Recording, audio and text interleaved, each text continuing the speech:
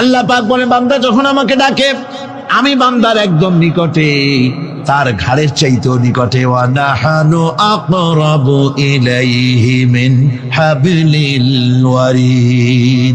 আমি আমার বান্দার সারা যে রগের উপরে তার মাথা, এর থেকেও আমি আমার বান্দার বেশি নিকটে। সুবহানাল্লাহ পড়ে। আমি তোমার কাছে, আমার কাছে মাপ চাও, যত বড় গুনাহ হোক।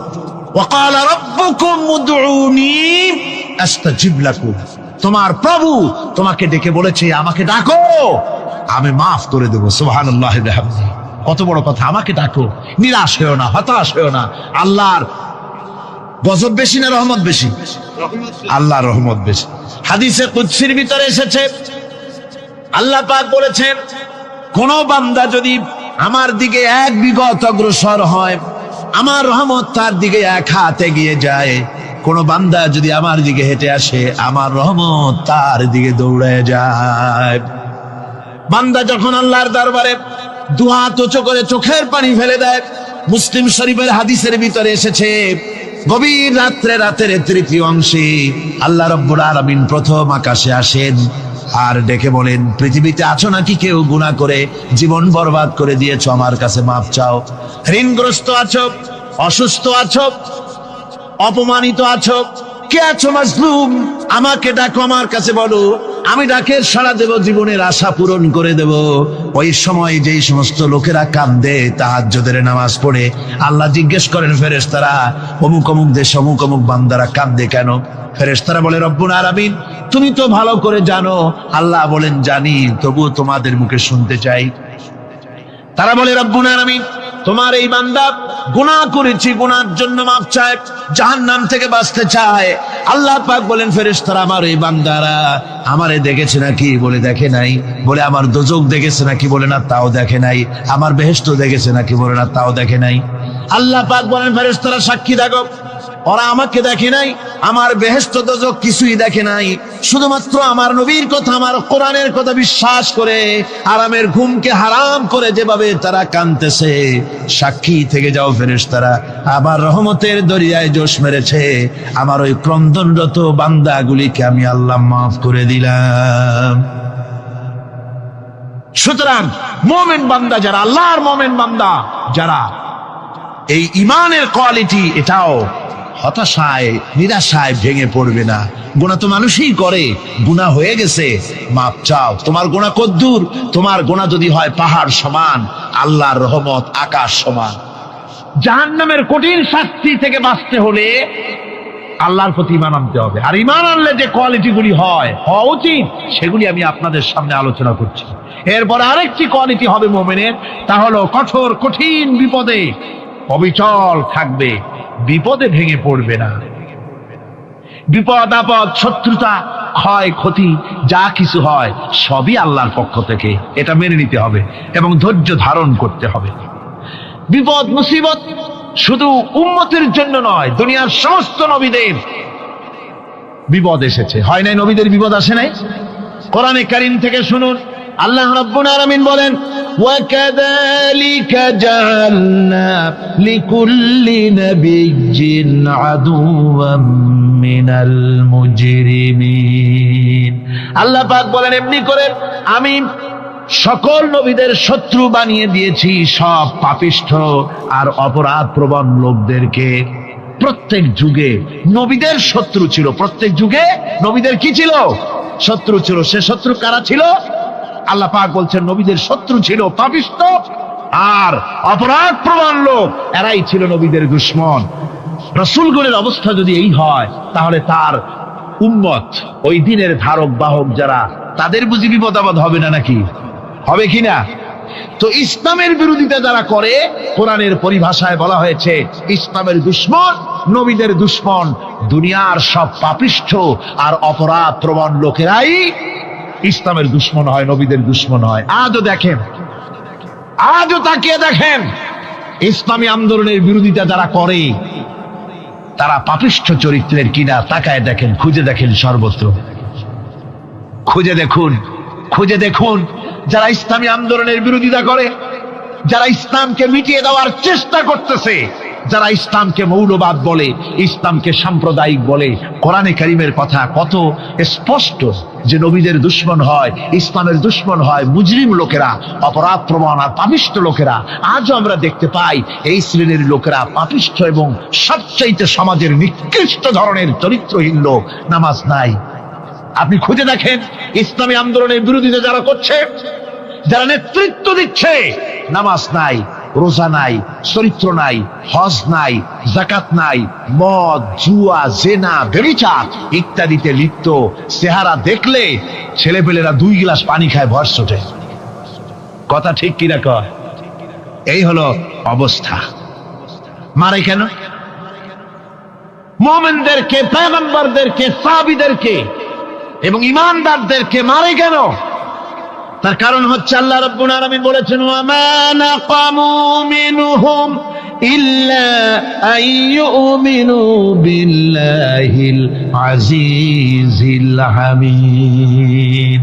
কাফিররা ঈমানদার লোকদেরকে অন্য কোন অপরাধী নির্যাতন চালায় না, নির্যাতন চালায় শুধু এই কারণে যেহেতু মুমিন লোকেরা পরাক্রমশালী, আল্লাহ রাব্বুল আলামিনের দ্বীনকে কায়েম করতে চায়, তার উপরে ঈমান এনেছে, এই কারণেই তারা মারে। ঠিক কিনা কর? যুগে যুগে নবীদের উপরে, সাহাবীদের উপরে যে অত্যাচার হয়েছে, সে অত্যাচার এই কারণেই হয়েছে, অন্য কোনো কারণে নয়। এই কঠিন বিপদে অবিচলতা এবং ধৈর্যের দৃষ্টান্ত নবীগণ পেশ করেছেন পৃথিবীর বুকে। আমরা দেখেছি ইব্রাহিম আলাইহিস সালামকে আগুনে ফালানো হয়েছে, আছে না কোরআন শরীফে? আমি কিন্তু গল্প করতেছি না, সব কোরআনের কথা। কিসের কথা? ইব্রাহিম আলাইহিস সালামকে আগুনে ফালানো হচ্ছে। অপরাধ কি? অপরাধ হচ্ছে হযরত ইব্রাহিম আলাইহিস সালাম দাওয়াত দিয়েছেন, লা ইলাহা ইল্লাল্লাহ। জোরে পড়েন, লা ইলাহা ইল্লাল্লাহ, লা ইলাহা, লা ইলাহা ইল্লাল্লাহ মুহাম্মাদুর রাসূলুল্লাহ। হযরত ইব্রাহিম আলাইহিস সালাম দ্বীনের দাওয়াত দিয়েছেন, এক আল্লাহর দাওয়াত দিয়েছেন, ঈমানের দাওয়াত দিয়েছেন। আর কোন অপরাধ ছিল না। নমরুদ সহ্য করতে পারলো না। কোরআনে কারীমের মধ্যে সব কথাগুলি আল্লাহ পাক এই জন্য বিধৃত করেছেন, এই জন্য কোরআনে কারীমের মধ্যে সব কথা উঠায় দিয়েছেন, যাতে করে মুমিনেরা বিপদ আসলে পরে যেন ঘাবড়ে না যায়। ইব্রাহিম আলাইহিস সালামকে আগুনে ফালানো হচ্ছে। ফেরেশতা বলছে, ইব্রাহিম তোমারে আগুনে ফালায় দাও, হতেছে আমার কাছে সাহায্য চাও, আমার কাছে ক্ষমতা আছে, আগুনগুলো উঠাইয়ে নমরুদের বংশ জ্বালায় দেব।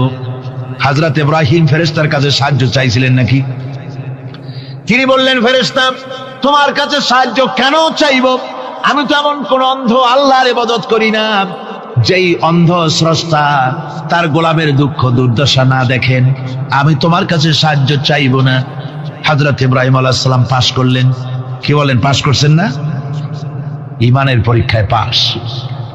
আগুনের মধ্যে হযরত ইব্রাহিমকে যখন ফেলানো হচ্ছে, রব্বুল আলামিন আগুনের প্রতি নোটিশ করে দিলেন, ইয়া নারু কুনি বারদাও ওয়া সালামান আলা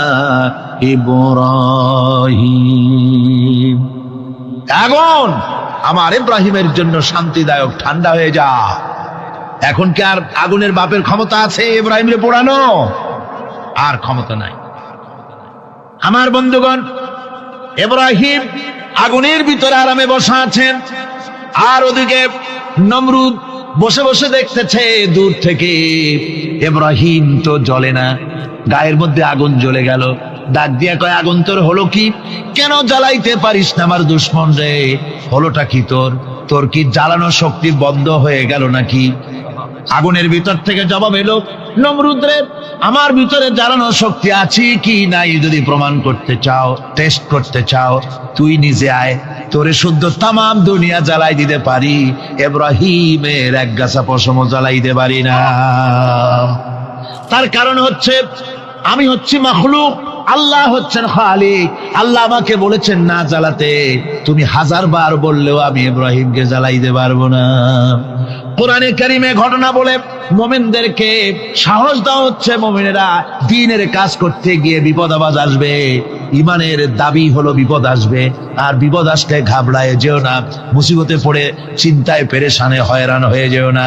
বিশ্বকবি আল্লামা ইকবাল কি সুন্দর করে বলেছেন, আজ ভি হোক জু বিরাহিম কা ইমা पैदा आग कर सकती है एक अंदाज गुलिस्तां पैदा। ইব্রাহিমের ইমান যদি আজিও কোথাও হয় বিদ্যমান, করতে পারেন অগ্নিকুণ্ডে খুবসুরত এক গুলিস্তান। আজও যদি আগুনের ভিতরে কোন নমরুদ কোন ইব্রাহিমকে যদি ফেলে দেয়, আল্লাহ রাব্বুল আলামিন আজও আগুনকে ফুলের বাগান বানায়া দিবেন। সুবহানাল্লাহ। ভয় পাওয়ার কারণ নাই, চিন্তা করার কোনো কারণ নাই। আমার বন্ধুগণ, হযরতে হুদ আলাইহিস সালামকে যখন সমাজের লোকেরা, রাষ্ট্রের লোকেরা ঘিরে ফেলে দিল, সমাজ শক্তি, রাষ্ট্র শক্তি যখন তাকে ঘিরে ফেলে দিল, ষড়যন্ত্রের পাহাড় তুলে দিল, তারে মেরে ফেলে দিবে, হযরত হুদ দেশ থেকে তা পালায় গেলেন না, ভয় পেলেন না। হযরতে হুদ আলাইহিস সালাম বললেন, কোরআনে কারীমে হযরত হুদের কথা কোট করা হলো, ফাকিদুনি জামিআন সুম্মা লা তুনজিরুন। সম্মিলিতভাবে ষড়যন্ত্র করো আমার বিরুদ্ধে, সবাই মিলে ষড়যন্ত্র করো, সুম্মা লা তুনজিরুন, আর আমাকে এতটুকু অবকাশ তোমরা দিও না। ইন্নী তাওয়াক্কালতু আলাল্লাহি রাব্বি ওয়া রাব্বিকুম, আমি ভরসা করেছি সেই আল্লাহর উপরে, যার কুদরতি হাতের ভেতরে, যিনি আমাদের রব তোমাদেরও রব, আর যার কুদরতি হাতের ভিতরে তামাম পৃথিবীর জানগুলি যার হাতে, সে আল্লাহর উপরে ভরসা করেছি। ষড়যন্ত্র যদ্দূর আছে করতে থাকো, আমি ষড়যন্ত্র পরোয়া করি না। সুবহানাল্লাহ। এটাই হলো মুমিনের কোয়ালিটি। শুধু ঈমান, লা ইলাহা ইল্লাল্লাহু মুহাম্মাদুর রাসূলুল্লাহ, গরুর গোশত খাই, আর রবিউল মাস আসতে পরে ইয়া নবী সালাম আলাইকা, ইয়া রাসূল সালাম আলাইকা, তারপরে গরম গরম জিলাপি আর রসগোল্লা খাইলাম খুব বেশি করিয়া, এর নাম মুমিন নয়। মুমিন হচ্ছে তার চলায় ফেরায়, ওঠায় বসায় সাহসে তার এক আন্দাজ তৈরি হবে সে। আমার ভাইয়েরা, বিপদে অবিচলতা আমাদেরকে পয়গম্বরেরা শিক্ষা দান করেছেন। আমরা দেখতে পেয়েছি বিশ্বনবী জনাবে মুহাম্মাদুর রাসূলুল্লাহ সাল্লাল্লাহু আলাইহি ওয়াসাল্লাম হিজরতের রাত, কাফেররা চতুর্দিকে দাঁড়ানো, হযরত জিবরাইল এসে বলেন, ইয়া রাসূলুল্লাহ, হে কাফেররা চতুর্দিকে ঘিরে দাঁড়িয়েছে, গভীর রাত, এখন হাতে তাদের তরবারি, সকাল হলে পরেই তারা আপনাকে মেরে ফেলে দিবে, তাড়াতাড়ি ওঠেন, মদিনার দিকে চলে যান।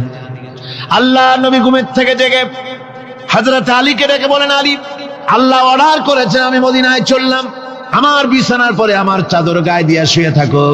হযরত আলী বলেন, আল্লাহর হাবিব, আপনার চাদর গায়ে দিয়ে ঘুমিয়ে থাকবো, সকালবেলায় কাফির বেঈমানেরা আপনার বিছানার পরে আপনার চাদর গায়ে দেওয়া অবস্থায় আমি আলীকে তারা মুহাম্মদ মনে করবে, আর আমি আলীকে নবী মনে করে তারা তাদের তরবারি দিয়া কেটে কেটে টুকরা টুকরা করে আমারে বিদায় করে দেবে দুনিয়া থেকে।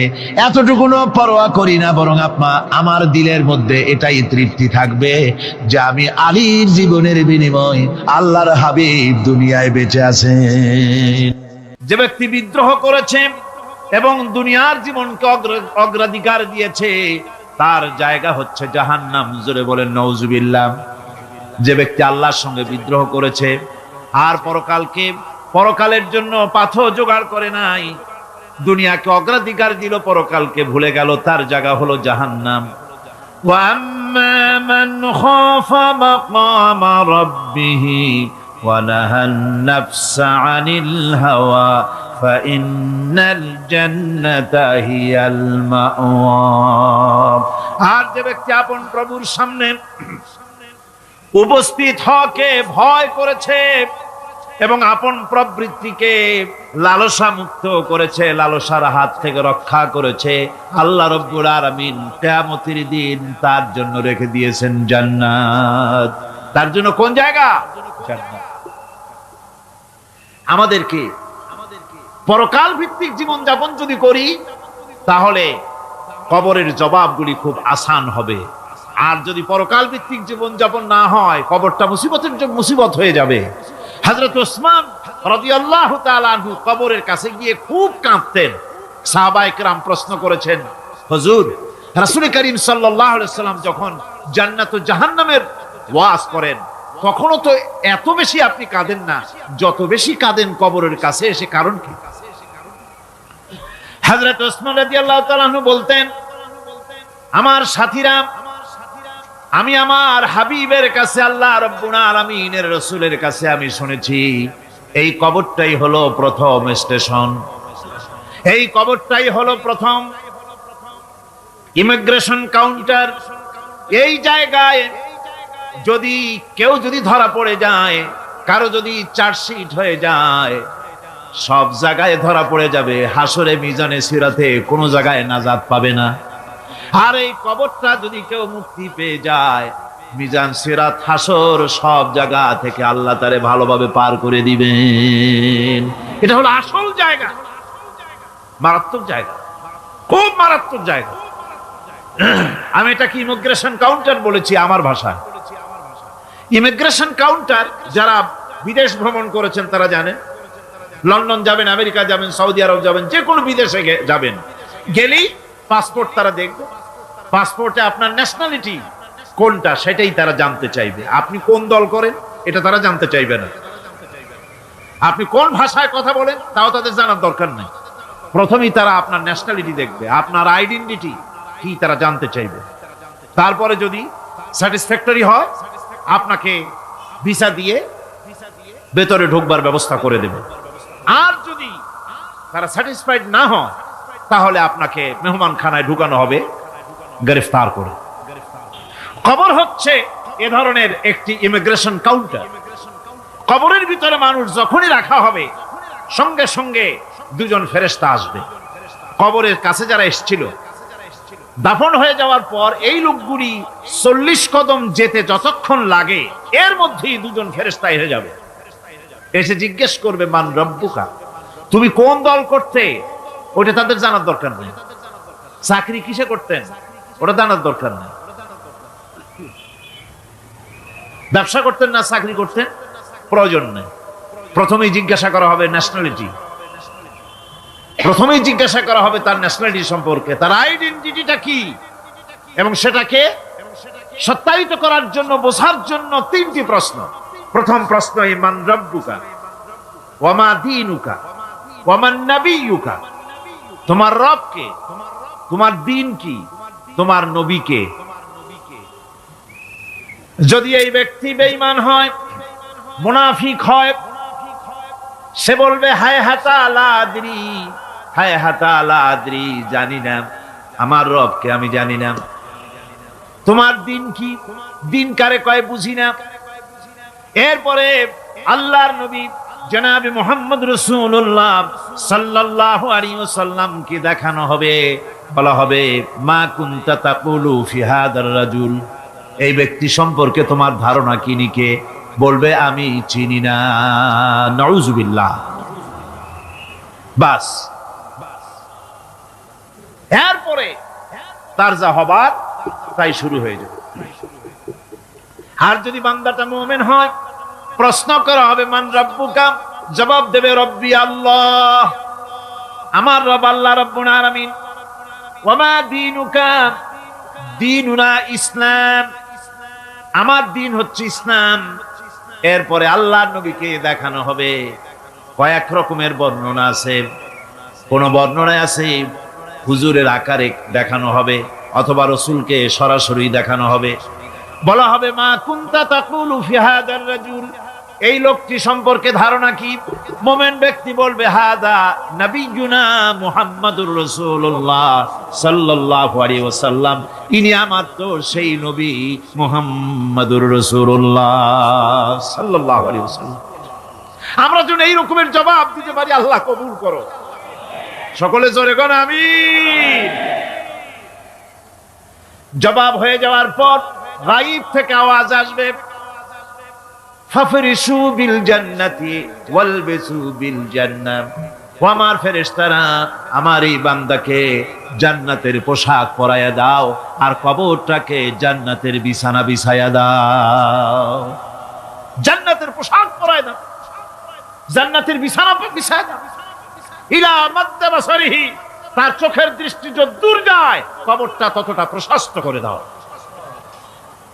এরপর বেহেশতের পোশাক পরাইয়া, বেহেশতের বিছানা বিছায়া ফেরেশতা বলবে নৌম কানাউমুল উরুস, ঘুমিয়ে যাও। দুলামিয়া যেমন বাসর সজ্জায় নতুন বউ নিয়ে আরামে ঘুমায়, এরকম আরামে ঘুমায় যাও ইলা ইয়াউমিল কিয়ামা, কিয়ামত পর্যন্ত ঘুমায় থাকো, আরামে ঘুমিয়ে থাকবে। এরপরে সিংগায় ফুৎকার হবে, সিংগার ফুৎকারের আওয়াজে তার ঘুম ভেঙে যাবে, বলবে ইয়া ওয়াইলানা মান বা'থানা মিন মারকাদিনা, হায় আফসোস, আমার এত আরামের ঘুম থেকে কে আমাকে জাগ্রত করলো, আমার ঘুমটারে নষ্ট করলো কে? আওয়াজ আসবে হাদা মা ওয়াদার রহমান ওয়া সাদাকাল মুরসালুন, এটা হচ্ছে রহমানের সেই ওয়াদা, আর মুরসালিনরা নবীরা সত্য কথাই বলেছিলেন, সেই কিয়ামত অনুষ্ঠিত হচ্ছে।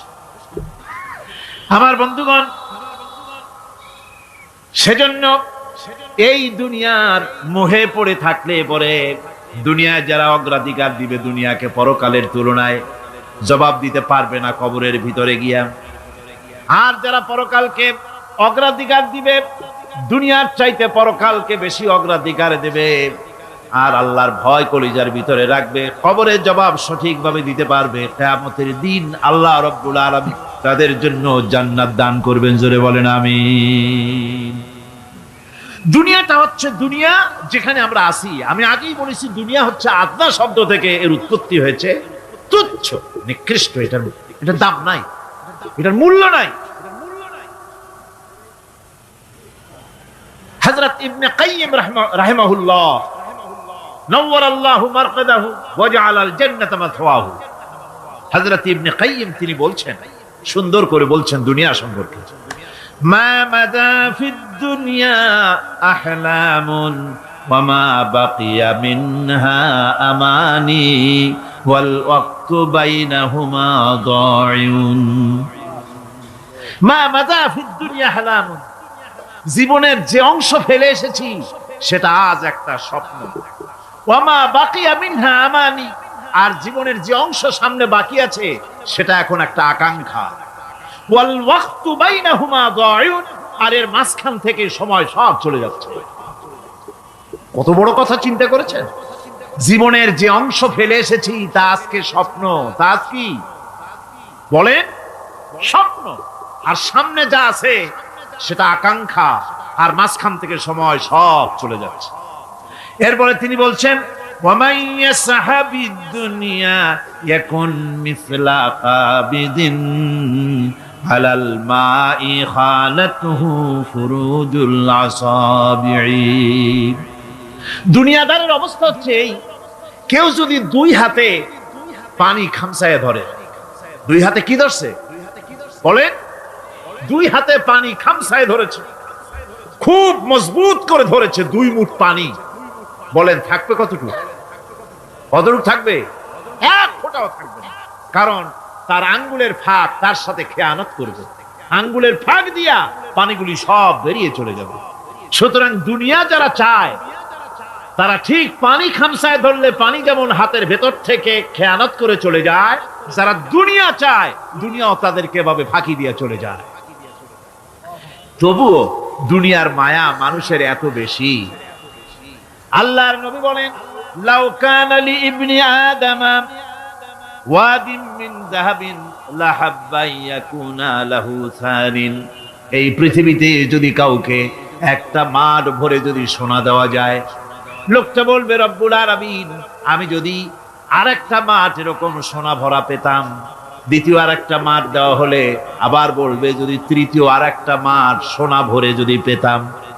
নবীজি বলেন ওয়ালা ইয়ামলাউ জাওফু ইবনু আদামা ইল্লা তুরাব, মানুষের পেট 3.5 হাত মাটি ছাড়া, কবরের মাটি ছাড়া মানুষের পেট ভরবে না। আরো চাই, আরো চাই, চাওয়ার কোনো শেষ নাই। মানুষ এভাবে করে দুনিয়ার মহব্বতে এমনি পাগল হয়ে যায়, শুধু দুনিয়ার মহব্বত, পরকালকে বেমালুম ভুলে যায়। আমি কিন্তু এই কথা বুঝাতে চাই নাই যে পরকালের মহব্বতে, পরকালের ভয়তে বা পরকালের জন্য দুনিয়া আপনি বাজার ঘাট, বেচা কিনা, ব্যবসা বাণিজ্য সবকিছু ভুলে যান, না তা নয়, ভুল বোঝার কোনো কারণ নাই। পরকালকে অগ্রাধিকার দিতে হবে। মানে দুনিয়াটা চিরস্থায়ী জায়গা নয়, চিরস্থায়ী হচ্ছে কোনটা? আখিরাত। চিল্লা এখন কোনটা? সুতরাং এখানে যা করতে হবে, আখিরাতে জবাবদিহিমূলক জীবন যাপন করতে হবে। আপনি ব্যবসা করবেন, ওজনে কম দিতে পারবেন না, আপনি খাদ্যে ভেজাল দিতে পারবেন না, চুরি করতে পারবেন না, ডাকাতি করতে পারবেন না, জেনা করতে পারবেন না, বদমাশি করতে পারবেন না, মদ খেতে পারবেন না, সন্ত্রাসী হতে পারবেন না, হাইজ্যাকার হতে পারবেন না, চাঁদাবাজ হতে পারবেন না, মুনাফাখোর হতে পারবেন না, আপনি চোরা কারবারি হতে পারবেন না, ঘুষখোর হতে পারবেন না, সুদখোর হতে পারবেন না। এই সব কাজ পরকালকে বিশ্বাস করলেই এ সমস্ত কাজ থেকে মানুষ বিরত থাকতে পারে। কথা ঠিক কিনা? এটাই হচ্ছে পথ। সুতরাং এই পৃথিবী থাকবে না, এটা কি চিরকাল থাকবে না, এর একটা পরিসমাপ্তি ঘটবে। যেমন করে সারা বছর লেখাপড়া করার পর কলেজে, বিশ্ববিদ্যালয়, মাদ্রাসায়, হাই স্কুলে, সব জায়গায় সারা বছর লেখাপড়া করার পর যেমন পরীক্ষা দেওয়ার একটা দিন আসে, সারা বছর ব্যবসা করার পর হিসাব নিকাশ করার যেমন একটা সময় আসে, সারা মাস চাকরি করার পর বেতন পাওয়ার যেমন একটা দিন আসে, সারা জীবন চাকরি করার পর পেনশন পাওয়ার যেমন একটা সময় আসে, অনুরূপ ভাবে এই দুনিয়া যেদিন শেষ হয়ে যাবে, আল্লাহ নির্ধারিত সময় শেষ হয়ে যাওয়ার পর একটা সময় আসবে যখন আল্লাহ রব্বুল আলামিন সব শেষ করে দিবেন, লন্ডভন্ড হয়ে যাবে, কিছুই থাকবে না। কোরআনে কারিমে আল্লাহ সব বলেছেন, কোরআনে সব আল্লাহ বলে দিয়েছেন। আল্লাহ পাক বলেন এই পৃথিবীর সব কেমন ভাবে ধ্বংস হবে তার চিত্র আল্লাহ পাক কোরআনে কারিমে তুলে ধরেছেন। ইযাস সামাউ ফাতারাত ওয়া ইযাল কাওয়াকিবু তাসারাত ওয়া ইযাল বিহারু ফুজ্জিরাত ওয়া ইযাল কুবুরু বু'সিরাত। যখন আকাশসমূহ দীর্ণ বিদীর্ণ হয়ে যাবে, তারকাগুলি বিক্ষিপ্ত হয়ে ছিটকে পড়বে, আর সমুদ্রগুলি উচ্ছ্বসিত হয়ে পড়বে, কবরগুলি সব তার ভেতরে যা আছে উদ্গীরণ করে দেবে, তারকাগুলি স্থিমিত হয়ে যাবে। এরপরে সমস্ত আকাশগুলি কাতাইয়িস সিজিল্লিল কুতুব, কিতাবের পৃষ্ঠার মতো একটার পরে একটা ঠাস ঠাস করে পড়তে থাকবে, চূর্ণ বিচূর্ণ হয়ে ভেঙে চুরে একাকার হয়ে যাবে। পাহাড়গুলিকে উড়িয়ে দেওয়া হবে, চন্দ্র এবং সূর্য একাকার হয়ে যাবে।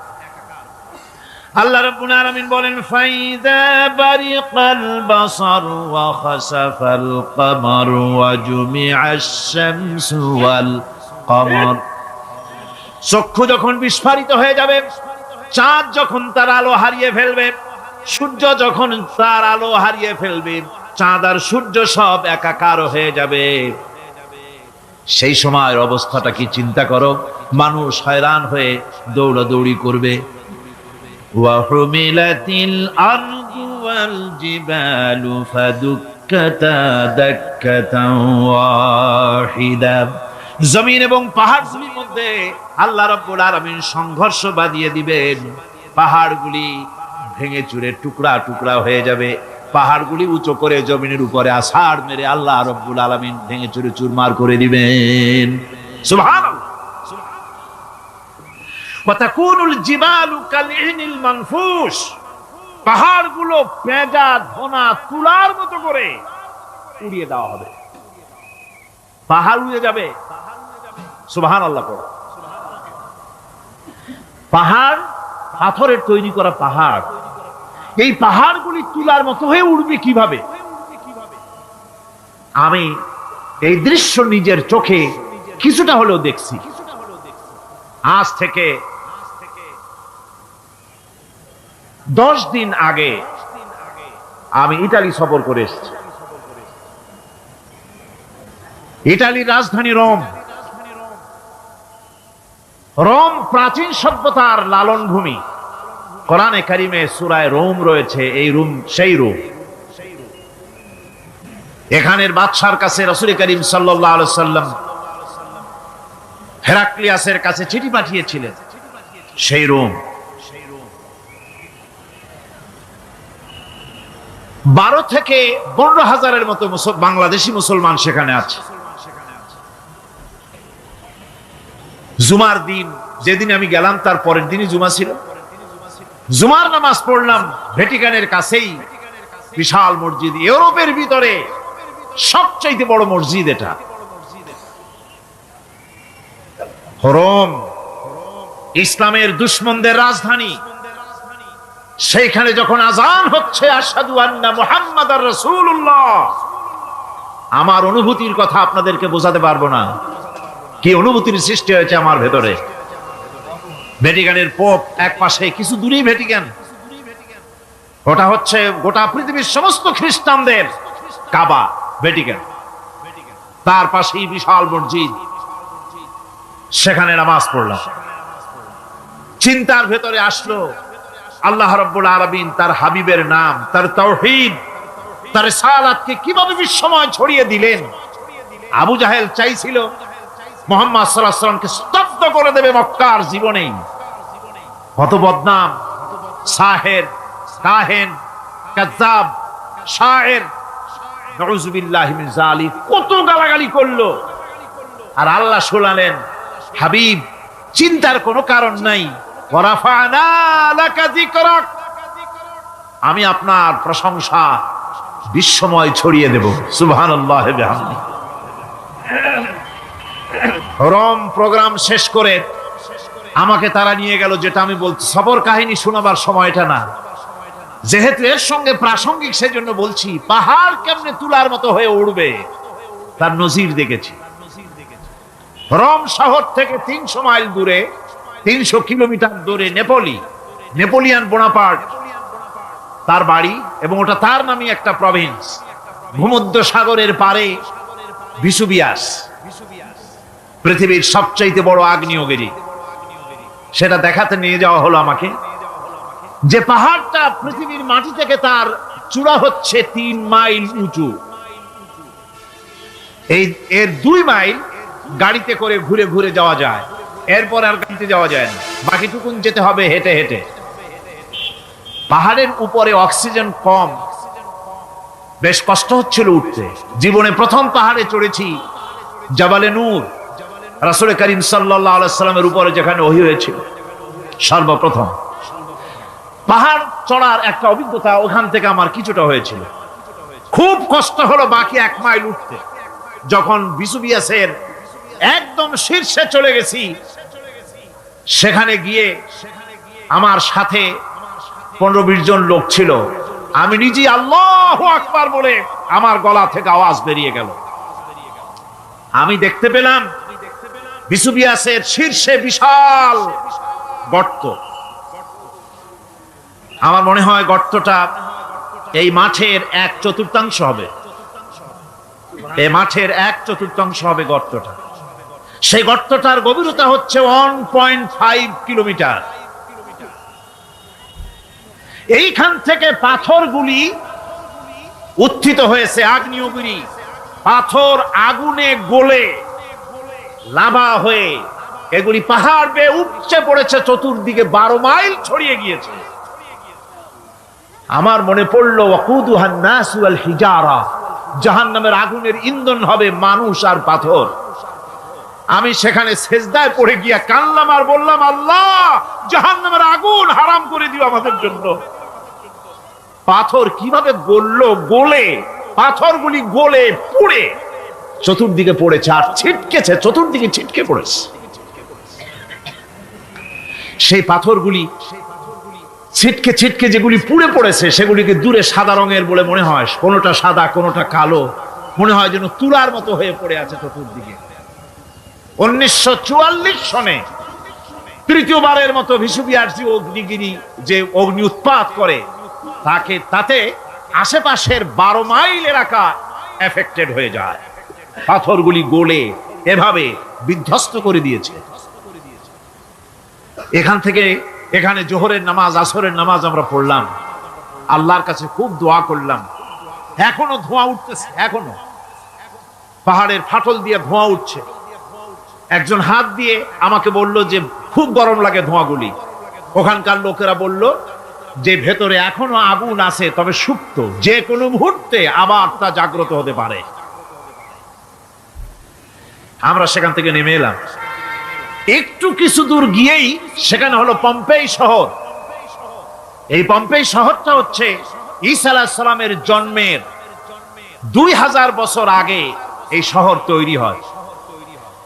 ঈসা আলাইহিস সালামের জন্মের 179 বছর পর ভূমিকম্প হয়। সেই ভূমিকম্পে গোটা পম্পেই শহরটা পৃথিবীর মানুষের চোখের আড়াল হয়ে যায়, ধ্বংস হয়ে যায়, মাটির তলায় গরক হয়ে যায়। আজ থেকে 200 বছর আগে মাটি খনন করতে গিয়ে এই শহর আবিষ্কৃত হয়। পুরা শহরটা খুঁড়ে তারা বের করেছে 180 হেক্টর জমিনের উপরে এই বিশাল শহর। ঘুরে ঘুরে দেখলাম, গাড়ি চলে না সেখানে, পায়ে হেঁটে দেখতে হলো। প্রশস্ত রাস্তা। আজ থেকে 4000 বছর আগের মানুষেরা রাস্তা বানাতে জানতো পাথর দিয়ে, এবং রাস্তার দুধারে তাদের ছিল ফুটপাত, পানির ব্যবস্থা, নগরায়নের সব রকমের সুযোগ সুবিধা। তারপরে সেখানে বিচারালয়, এরপরে দোকানপাট, বাজার ঘাট, সবকিছুর ব্যবস্থা রয়েছে। বিশাল বিশাল পাথরগুলি দিয়ে পিলার তৈরি করা। ভাবলাম এই পিলারগুলি, এই পাথরগুলি তারা কিভাবে ক্রেন ছাড়া এত উপরে উঠালো কি করে, আমার মাথায় আসলো না। পাথর কেটে কেটে সুন্দর সুন্দর অঙ্কন শিল্প তারা করেছে। এরপরে ঘুরতে ঘুরতে বাদশার রাজার বাড়িতে গিয়ে ঢুকলাম। সেখানে গিয়ে দেখলাম উলঙ্গ এত মূর্তি পাথরের তৈরি করা। পাথর কেটে কেটে দেওয়ালে যৌন মিলনের এমন কোন অশ্লীল ছবি নাই যা তারা সেখানে তৈরি করে নাই। উলঙ্গ মূর্তি আর উলঙ্গ যৌন মিলনের অসংখ্য ছবি দিয়ে এই এলাকা ভরা। তখন আমি বুঝলাম আল্লাহর গজব হওয়ার কারণটা কি, এই শহরটা মাটির নিচে গরক হয়ে যাওয়ার কারণটা কি। আল্লাহ পাক জেনা ব্যভিচার যে দেশে বেশি হয় আল্লাহ পাক বরদাস্ত করেন। দুশ্চরিত্র যে দেশের মানুষ দুশ্চরিত্র হয়ে যায়, জেনা ব্যভিচার বেশি হতে থাকে, আল্লাহ গরক করে দেন, গজব দেন। এই গজব এক এক সময় এক এক রকমের হয়ে আসে। কখনো মাটির নিচে দাবায় দেয়, কখনো মহামারী, কোন দেশে কলেরা, কোন দেশে জলোচ্ছ্বাস, কোথাও ভূমিকম্প, আর সর্বশেষ এই জেনা ব্যভিচারের জন্য আল্লাহ পাকের চূড়ান্ত এই যৌনতার অশ্লীলতার জন্য চূড়ান্ত গজব বর্তমান বিশ্বের জন্য এইডস। আল্লাহ পাক এই গজব দিয়েছে। বন্ধুগণ, আমি সেই জায়গা, আমি সেখানে যা দেখলাম যে আল্লাহ পাক পাহাড়গুলিকে কিভাবে উড়াবেন, এটা অস্বীকার করার কোনো উপায় নাই। বিশ্বাস তো করতামই। তবে হযরত ইব্রাহিম আলাইহিস সালাম যেমন বলেছিলেন, রব্বি আরিনি কাইফা তুহিল মাউতা, আয় আল্লাহ তুমি মরাকে চিন্তা করবা কেমনে। আল্লাহ পাক বলেন আওয়ালাম তুমিন, তুমি বিশ্বাস করো না? ইব্রাহিম আলাইহিস সালাম বললেন বালা, অবশ্যই বিশ্বাস করি, ওয়ালাকিন লিয়াতমাইন্না কলবি, যদি চোখে দেখতাম তাহলে আমার অন্তরাত্মা খুব ঠান্ডা হতো। আল্লাহ রাব্বুল আলামিন চোখে দেখায় দিলেন জিন্দা কেমনে মুর্দা হবে, মুর্দা কেমনে জিন্দা হবে, আল্লাহ দেখায় দিলেন। পাহাড় উড়ায় দিবেন আল্লাহ রাব্বুল আলামিন। একথা কলিজার মধ্যে এটার উপর ঈমান বিশ্বাস, কিন্তু আল্লাহ চোখে দেখাইছেন, ঈমান আরো মজবুত হয়েছে, যা ছিল আরো মজবুত হয়েছে। সুবহানাল্লাহ। আল্লাহর ভয়তে কলিজা কেঁপেছে। আমি পাহাড়ের উপরে কেঁদেছি, যার যার হয়ে কেঁদেছি। বন্ধুগণ, আল্লাহ সুবহানাহু ওয়া তাআলা এই জন্য বলেছেন কুল সিরু ফিল আরদ, আমার জমিন ঘোরো, ভালো করে দেখো, কাইফা কানা আকিবাতুল মুকাজ্জিবিন, মহাসত্যকে যারা অস্বীকার করেছে তাদের পরিণতি আমি কি করে দিয়েছি, এগুলি চোখে ভালো করে তাকায় দেখো।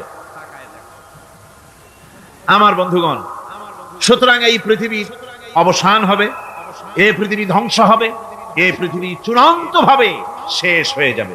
হ্যাঁ, আরেকটি কথা বলতে হয়, সেটা হচ্ছে যে এই রোম থেকে আরেকটু দূরে 900 মাইল দূরে হচ্ছে সিসিলি। 900 মাইল দূরে, সেখানে এই সিসিলি মুসলমানেরা শাসন করেছিল 350 বছর। সেই সিসিলিতে রয়েছে 360টা মসজিদ মুসলমানদের করা।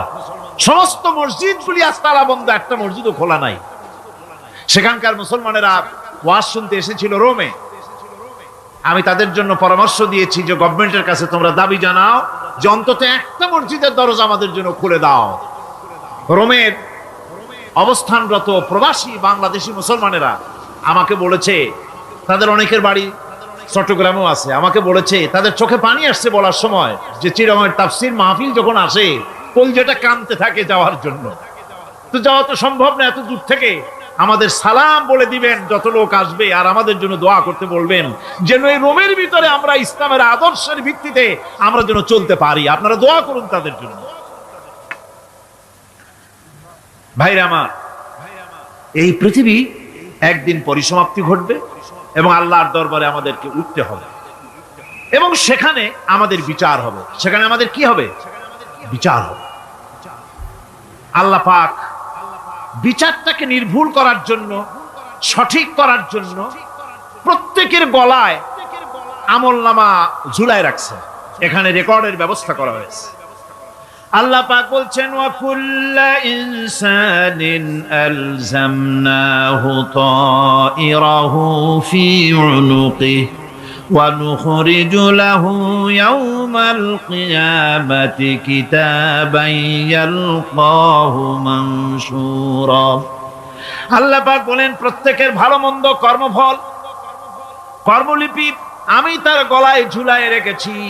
কিয়ামতের দিন সে নিজের কাছে স্পষ্ট সব দেখতে পারবে, কোনো জিনিস বাদ পড়বে না। তার গলায় তার আমলনামা ঝুলানো আছে, সব রেকর্ড হতেছে।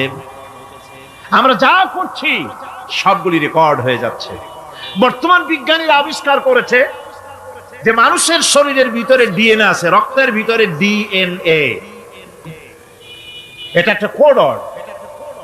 মানুষের রক্তের ভিতরে ডিএনএ আছে। যেমন তার ব্রেনের ভিতরে কতগুলি কোষ আছে, এক একটা কোষ এক এক ধরনের কাজ করে, অনুরূপ ভাবে তার শরীরের ভিতরে রক্তের ভিতরে ডিএনএ আছে। এই ডিএনএটা কি?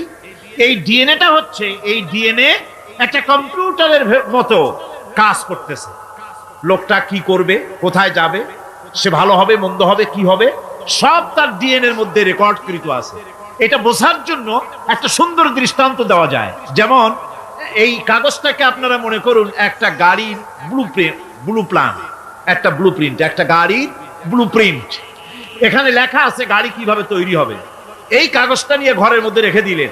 এখন এই কাগজটা থেকেই অটোমেটিক গাড়ির উইন্ডো তৈরি হলো, শিল তৈরি হলো, গাড়ির বডি তৈরি হলো, চেসিস তৈরি হলো, টায়ার তৈরি হলো, ইঞ্জিন তৈরি হলো, ব্যাটারি তৈরি হলো, পেট্রোল নিল, আর কোন রকমের ড্রাইভার ছাড়াই গাড়ি চলতে আরম্ভ করলো।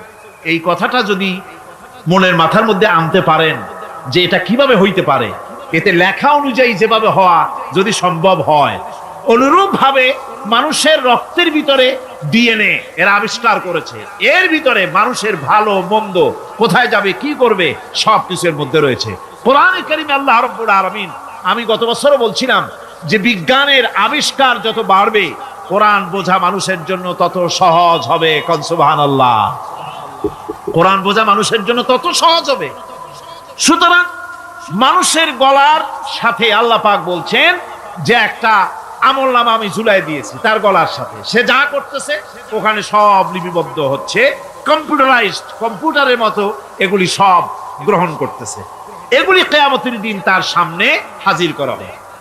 কিয়ামতে যখন আমলনামা তার সামনে দিয়ে বলা হবে ইকরা কিতাবাকা কাফা বিনাফসিকাল ইয়াওমা আলাইকা হাসিবা, তাকে বলা হবে নিজের কর্মলিপি নিজেই পড়ো, আজ তুমি তোমার নিজের হিসাব নিতে যথেষ্ট।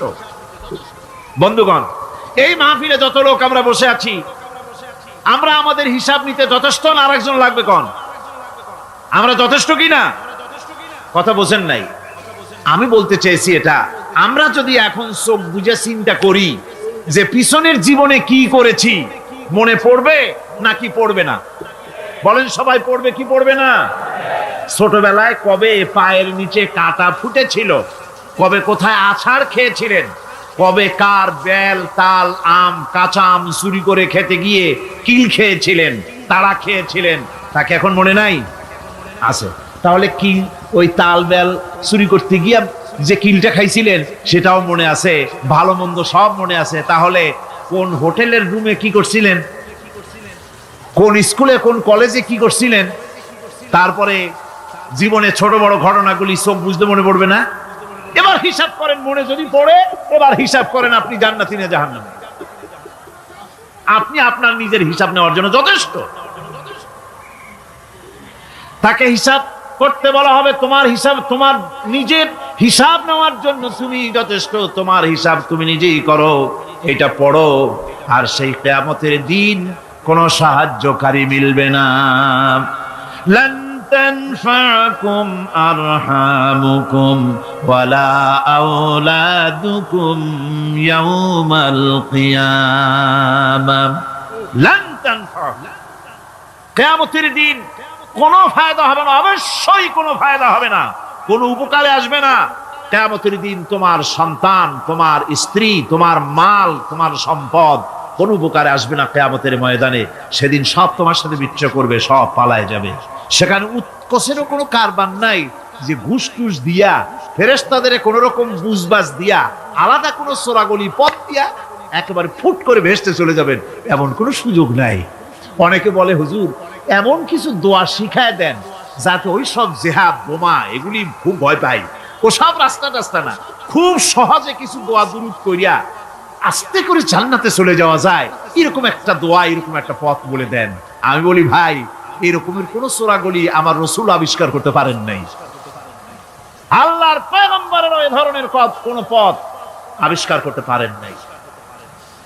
সেখানে কিয়ামতের দিন কাউকে উৎকোষ গ্রহণ করার কেউ নাই, উৎকোষ দেওয়া যাবে না। আর উৎকোষ দিবি নেবার কি, আপনার কাছে কিছু নাইও, থাকলেও নেওয়ার কেউ নাই। এই দুনিয়ায় ফাঁকিবাজি করে বহুত কিছু করা যায়, কিন্তু কিয়ামতের মাঠে এগুলি কিছুই চলবে না।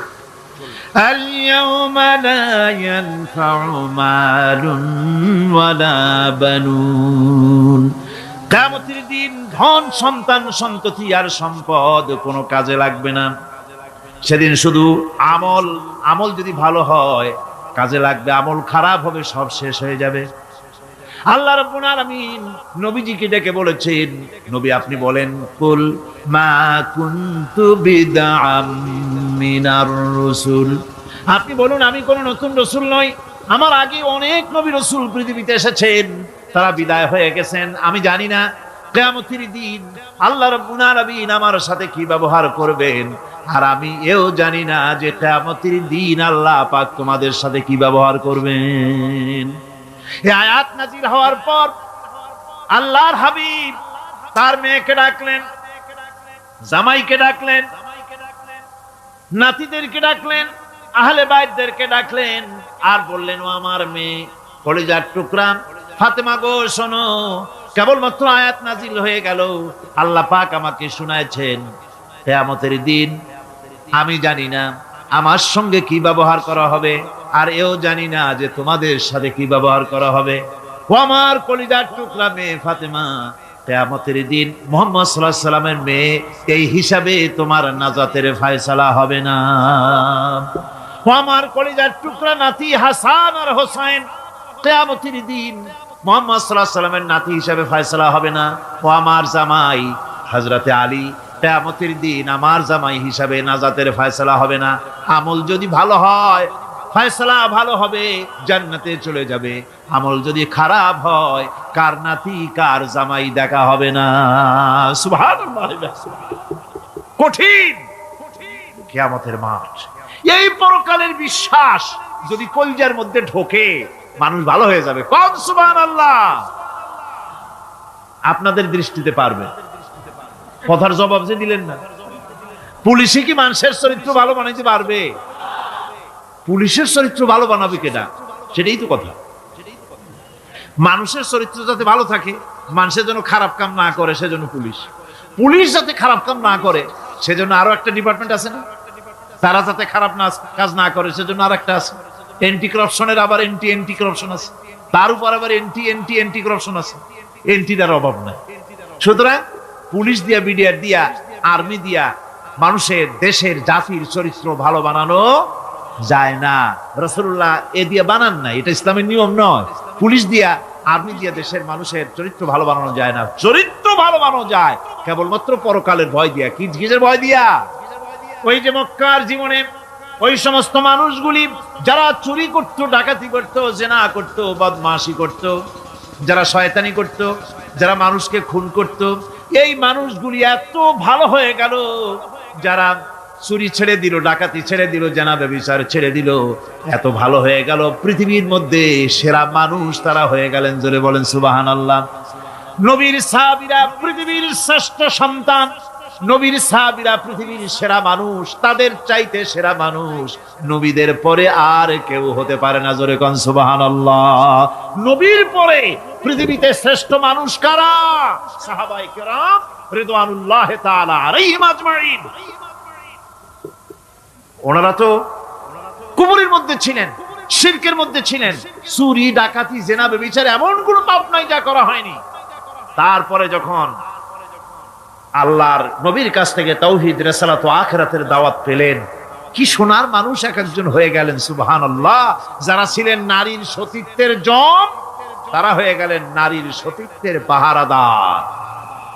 যারা মানুষের মাল চুরি করত, ডাকাতি করত, তারা রাতভর মানুষের মালের পাহারা দিল, মানুষের রক্তের পাহারা দিল। সুবহানাল্লাহ বিহামদি। রক্ত ও সম্পদের পাহারা দিল।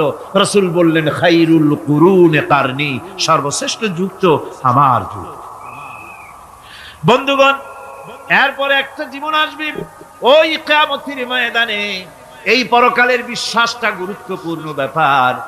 আমাদের সব কিছুর হিসাব দেওয়া লাগবে। আল্লাহ পাক বলেন, ইন্নাস সামআ ওয়াল বাসারা ওয়াল ফুআদা কুল্লু উলাইকা আনহু মাসউলা।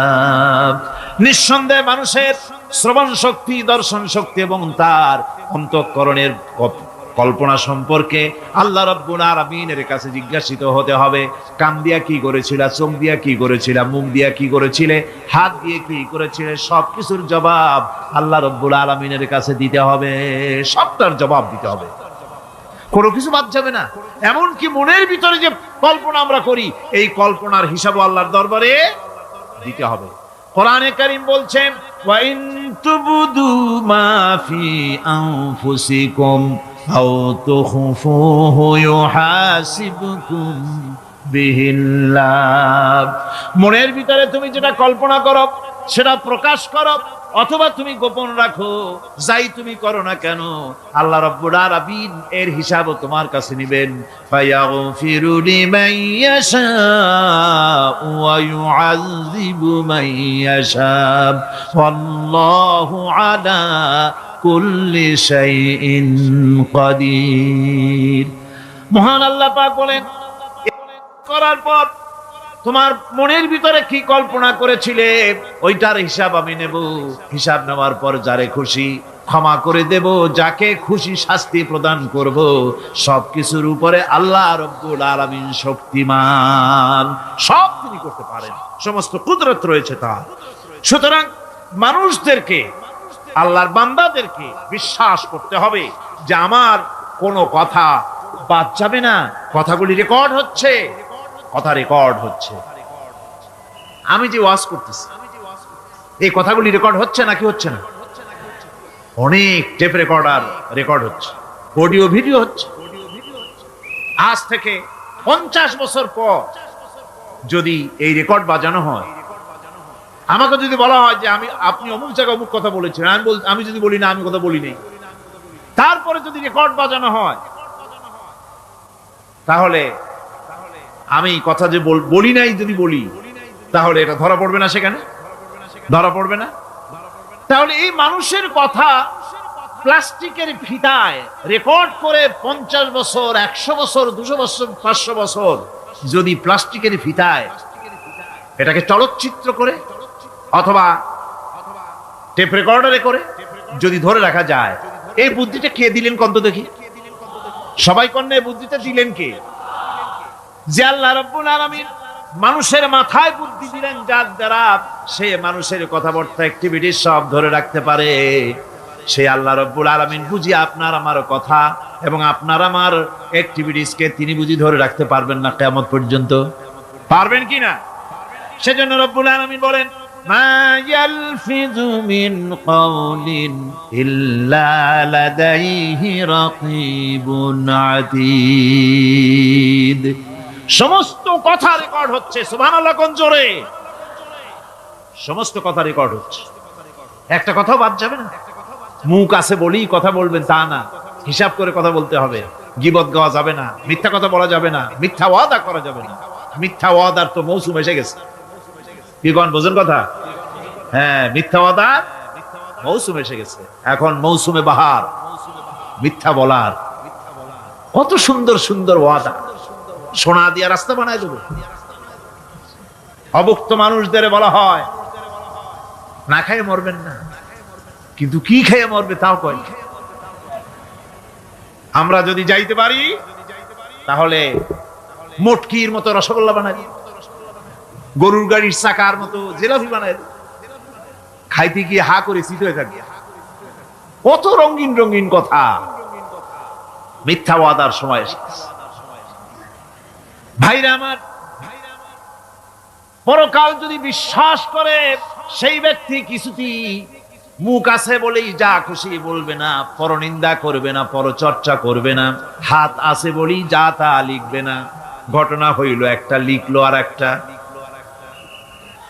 কলম একটা আছে বলেই যা খুশি তা লেখা যায় না, মুখ আছে বলেই যা খুশি তা বলা যায় না, চোখ আছে বলেই যা খুশি তা দেখা যায় না। গরু খাওয়া জায়েজ করা হয়েছে বলে গরুর লেজ থেকে মাথা পর্যন্ত পাইকারি দরে সব খাওয়া যায় না। গরু খাওয়া হারাম না হালাল? হালাল। পাইকারি দরে লেজ থেকে মাথা পর্যন্ত সব খাওয়া হালাল না। ওর মধ্যে আল্লাহ কিছু হারাম রেখে দিছে, সেগুলোকে বাইসে খাইতে হবে। আল্লাহ দেখতে চান পাইকারি দরে জমের খাওয়া খাও, না আমার হারাম গুলি বাদ দিয়া খাও, নিষেধ করা গুলি বাদ দিয়া খাও। মুখ আছে বলেই যা খুশি তা বলা যাবে না, কান আছে বলেই যা খুশি তা শোনা যাবে না, চোখ আছে বলেই যা খুশি তা দেখা যাবে না, হাত পা আছে বলেই যা খুশি তা করা যাবে না। সবটার পেছনে আল্লাহ রাব্বুল আলামিনকে ভয় করা লাগবে। মহান আল্লাহ রাব্বুল আলামিন বলে, বান্দারে তোমার সমস্ত কার্যাবলী, এমনকি তোমার চাহনিটা পর্যন্ত কার দিকে কি নিয়তে তাকায়ছো কেউ জানে না, আমি আল্লাহ রাব্বুল আলামিন জানি। وَيَعْلَمُ خَائِنَةَ الْأَعْيُنِ وَمَا تُخْفِي الصُّدُورُ। তোমার অন্তঃকরণ কি জিনিস গোপন করে, আর তোমার চক্ষু কি লুকোচুরি খেলে, আমি টের পাই। সুবহানাল্লাহ বিহামদি। চশমার ফাঁক দিয়া কি দেখো, কারে দেখো, কি নজরে দেখো, সানগ্লাস পরিয়া কেউ ঠিক পায় না, আমি ঠিক পাই। সুবহানাল্লাহ, জোরে কোন সুবহানাল্লাহ। সুতরাং চোখের নজরের হিসাব হবে, হাতের কাজের হিসাব হবে, পায়ের চলার হিসাব হবে, আপনার বলার হিসাব হবে, মুখে যা বলেছেন, যা করেছেন, হাত পাও দিয়ে যা করেছেন, সবকিছুর হিসাব হবে কিয়ামতের দিন। আল্লাহর দরবারে সবকিছু উপস্থিত হবে, কোনো জিনিস বাদ পড়বে না। فَمَن يَعْمَلْ مِثْقَالَ ذَرَّةٍ خَيْرًا يَرَهُ وَمَن يَعْمَلْ مِثْقَالَ ذَرَّةٍ شَرًّا يَرَهُ। ছোট্ট একটা ভালো কাজ যদি করো, তাও হাজির করা হবে সামান্যতম ভালো কাজও তোমার বাদ পড়বে না। আর ক্ষুদ্রতম কোনো খারাপ কাজ করলে তাও উপস্থিত করা হবে, সব তোমার সামনে, কোনো জিনিস বাদ পড়বে না, সব দেখতে পাবে কিয়ামতের দিন। ভালো কাজটাও আর খারাপ কাজটাও আল্লাহর কাছে সেদিন আল্লাহ পাক মানুষের সামনে উপস্থিত করে দিবেন। আল্লাহ পাক বলছেন, সেদিন এই জমিন, তার ভিতরে যা লুকায়িত ছিল, জমিন সব বের করে দেবে। কাআন্নাহুম জারাদুম মুনতাশির। টিড্ডি, ফড়িংগুলি, পোকাগুলি মাটির থেকে যেমন বেরোয়, এ মাটির ভিতরে যা আছে কিয়ামতের দিন সব মাটি বের করে দেবে। ইযা যুলজিলাতিল আরদু জিলজালাহা ওয়া আখরাজাতিল আরদু আসকালাহা ওয়া ক্বালাল ইনসানু মা লাহা। এ জমিনকে ঝাঁকি মারা হবে প্রবল এক ঝাঁকুনি, প্রবল এক ঝাঁকুনিতে এই পৃথিবীর মধ্যে যা কিছু আছে সব বেরিয়ে যাবে। সুবহানাল্লাহ কইতে ইচ্ছা করে না মিয়ারা? এক ঝাঁকুনিতে পৃথিবী সব বের করে দেবে। মানুষ হয়রান হয়ে বলবে, কি হয়েছে, এ মাটির হলোটা কি? আমার বন্ধুগণ, মানুষ হয়রান হয়ে গিয়ে বলবে, মাটির কি হলো? আল্লাহ রাব্বুল আলামিন বলেন ইয়াউমাইযিন তুহাদ্দিসু আখবারাহা বিআন্না রাব্বাকা আওহালাহা। জমিনের উপরে যা ঘটেছে জমিন তা সব বের করে দেবে, সব প্রকাশ করে দেবে। আর এটা এই জন্য হবে যেহেতু তার রবের হুকুম হয়েছে, তার রব হুকুম করেছে বের করে দে। জমিনের ভিতরে আছে যা সব বেরিয়ে যাবে, আকাশ ভেঙে পড়বে, পাহাড় উড়ে যাবে, জমিনের ভিতরে যা আছে সব উপরে চলে আসবে, পৃথিবীতে সব শেষ, কিচ্ছু নাই, আকাশ নাই, পাহাড় নাই, সমুদ্র নাই, সব একাকার, চন্দ্র নাই, সূর্য নাই, তারকা নাই, গ্যালাক্সি নাই, মহাশূন্য নাই, সব শেষ। আল্লাহ রাব্বুল আলামিন সমস্ত ফেরেশতাদেরকে শেষ করে দিবেন, সকলের মওত হয়ে যাবে, কেউ আর থাকবে না। এমনকি হযরতে আজরাইল মালাকুল মউত তিনিও থাকবেন না, সব আল্লাহ রাব্বুল আলামিন মৃত্যু করে দিবেন। এরপরে আল্লাহ রাব্বুল আলামিন একা তিনি বলবেন ইয়া দুনিয়া, ইয়া দুনিয়া আইনা আনহারুকি, এ পৃথিবী তোর সেই সমুদ্রগুলি কোথায়, নদীগুলি কোথায়? ইয়া দুনিয়া আইনা আশজারুকি, হে দুনিয়া তোমার গাছগুলি কোথায়, এত বন বনানি এত গাছ ছিল। ইয়া দুনিয়া আইনা জিবালুকি, হে পৃথিবী তোর জমিনে যত পাহাড় ছিল পাহাড়গুলি কই? যত স্বৈরাচার ছিল জমিনের উপরে, যারা স্বৈরাচারী মনোবৃত্তি নিয়ে মানুষ ধ্বংস করেছে, দেশ ধ্বংস করেছে, মায়ের বুক খালি করেছে, ওই স্বৈরাচারগুলি কই? কোনো জবাব নাই। আল্লাহ পাক এর পরে বলবেন লিমানিল মুলকুল ইয়াউম, কার রাজত্ব আজকে? রাজত্বটা কার? আল্লাহ তিনবার আওয়াজ দিবেন, আজকে রাজত্ব কার? আল্লাহ পাক যখন তিনবার করে ডাক দিবেন, কোনো জবাব নাই, কোনো জবাব নাই। কে জবাব দেবে? আল্লাহ রাব্বুল আলামিনের সামনে কার ক্ষমতা আছে কথা বলার? কেউ তো নাই, সব শেষ। আল্লাহ পাক বলবেন লিল্লাহিল ওয়াহিদুল কাহ্হার, একমাত্র পরাক্রমশালী আল্লাহ রাব্বুল আলামিনের রাজত্ব আছে। সেই হাসরের মাঠে আমাদের সকলকে উপস্থিত হয়ে যেতে হবে, কেউ আমরা এখান থেকে বাঁচতে পারবো না, সবাইকে উঠতে হবে। অপরাধীরা সেখানে অসহায় হয়ে যাবে, অপরাধীরা অসহায় হয়ে যাবে। আল্লাহ পাক বলেন ফাইযা জাআতিস সাখাতু ইয়াওমা ইয়াফিরুল মারউ মিন আখিহি ওয়া উম্মিহি ওয়া আবিহি ওয়া সাহিবাতিহি ওয়া বানি। অবশেষে যখন কান ফাটানো আওয়াজ আসবে, এই আওয়াজ সেদিন মানুষ নিজের মা বাপ ভাই বোন সব থেকে বিচ্ছিন্ন হয়ে যাবে, সব একের থেকে আরেকজন পালায় যাবে, হারায় যাবে, কেউ কাউকে আর খুঁজে পাবে না। সেদিন ওই কিয়ামতের মাঠে বিভীষিকাময় দৃশ্য, মানুষ হয়রান হয়ে যাবে। মাথার এক হাত অথবা অর্ধ মাইল অথবা এক বিগত এতটুকুন উপরে ওই প্রকাণ্ড সূর্যটার তাপ আসবে, গুনাহগারের মাথার চান্দি ফেটে গিয়া মগজগুলি গলে গলে নাক কান দিয়ে বেয়ে পড়তে লাগবে, জিহ্বাটা কুকুরের মতো ঝুলে নাভিস্থল পর্যন্ত পড়ে যাবে, মাটিটা সূর্যের উত্তাপে তামার মতো গরম হয়ে যাবে, সারা হাসর জুড়ে আওয়াজ হবে পানি পানি পানি। মানুষেরা হয়রান হয়ে যাবে।